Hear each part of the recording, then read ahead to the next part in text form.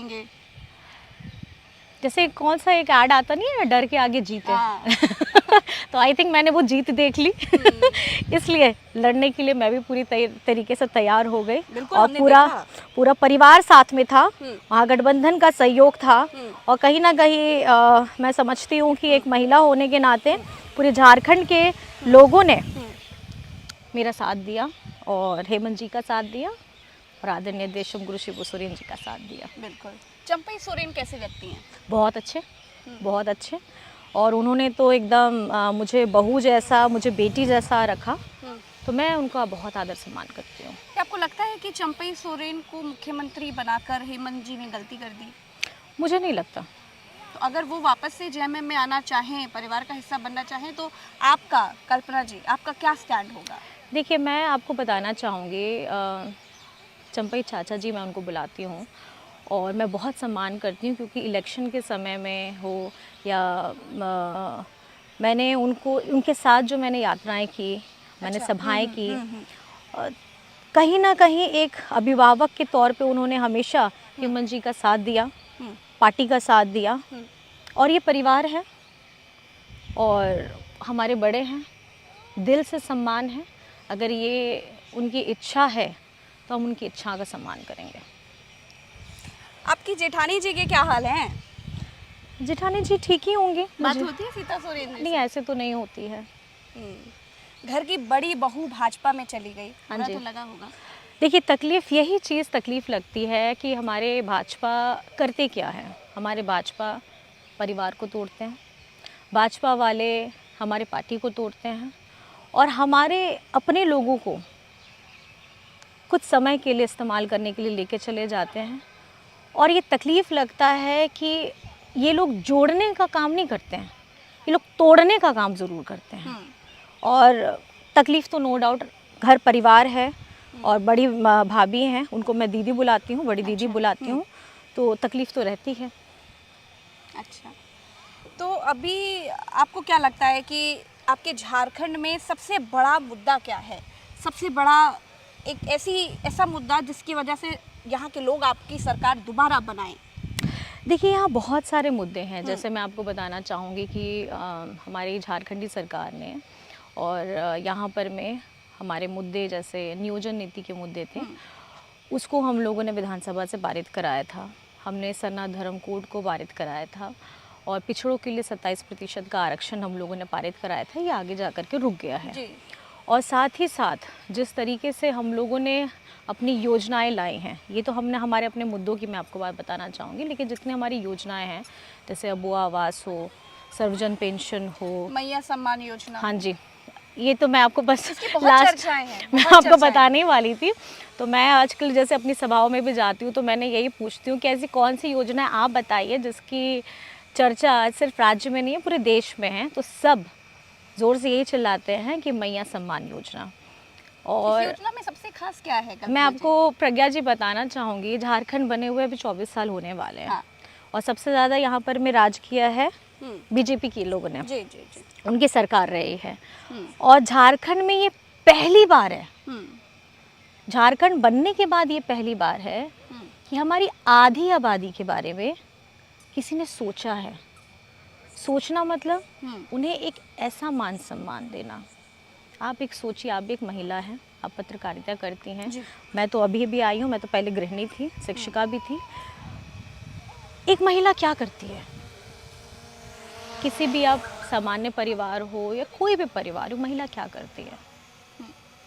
सबसे पहले सुबह उठती है, सबके उठने से पहले अपने बच्चों को के लिए नाश्ता बनाती है, क्योंकि उनको स्कूल भेजना है।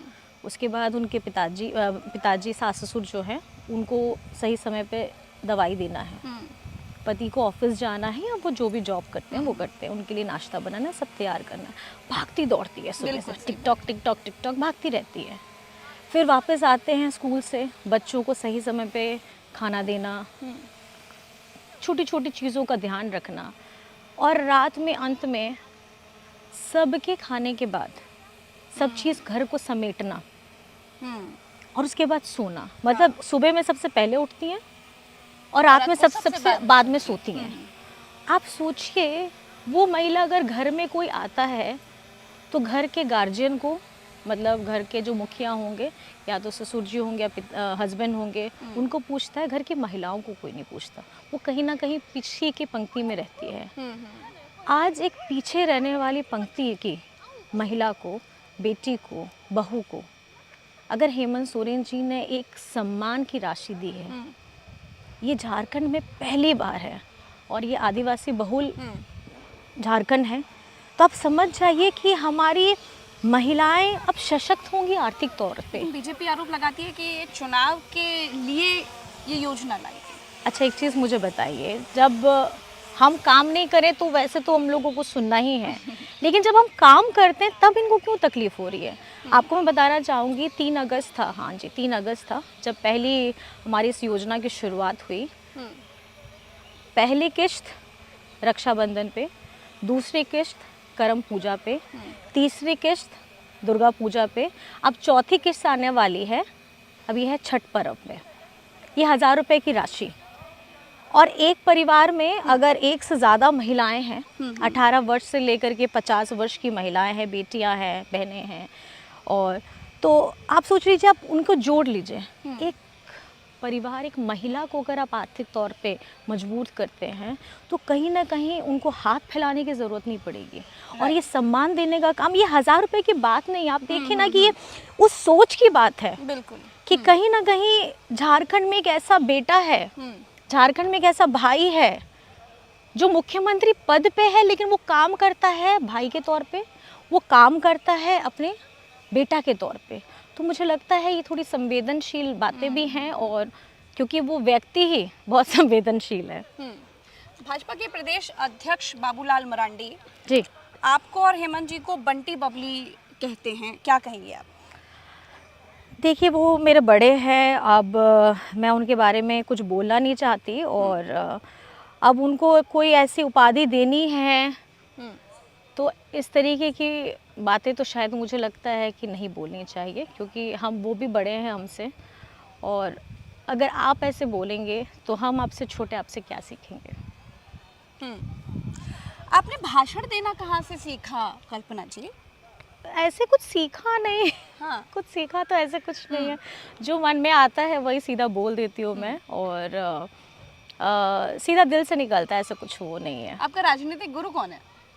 राजनीतिक गुरु कोई नहीं है, मैंने तो सिर्फ हमारे आदरणीय दिशम गुरु जी से, क्योंकि मैंने देखा है उनका संघर्ष और उनकी बातें मैंने सुनी हैं। हमारे पार्टी में कार्यकर्ता हैं, बड़े बड़े अभिभावक, उन लोग से मैंने कहानियाँ सुनी हैं, और जो जिस संवेदना के साथ वो बताते हैं, हमारे बाकी सिर्फ गुरु जी की बात नहीं बोलो, बाकी और लोगों की भी, तो ये कैसे लिया झारखंड, उसके लिए बहुत कॉन्फिडेंस चाहिए कल्पना जी, लड़के लिया झारखंड सारे लोगों के सामने। मुझे लगता है ना कि जैसे मेरा अपना परिवार है और मैं अपने परिवार के साथ बात कर रही हूँ, मुझे तो वैसे ही फील आती है, ऐसी कुछ फील नहीं आती है।